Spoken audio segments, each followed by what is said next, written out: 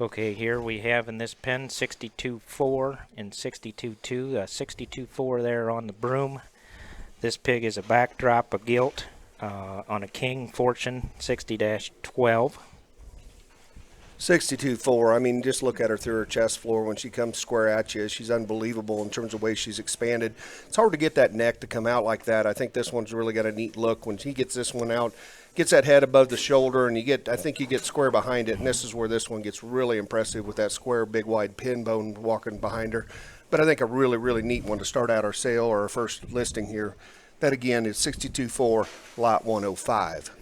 Okay, our litter mate is 62.2, so once again, backdrop, the boar that's been about as hot as any sire out there, back on a king, so 62.2 here to the left. Honestly, we could write a book on backdrop, but this one just is the same pattern.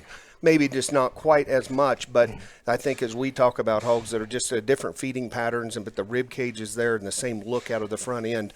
Again, sometimes it's really hard to get these hogs to look that good out of the front end and still have the rib cage and the natural dimension that they do.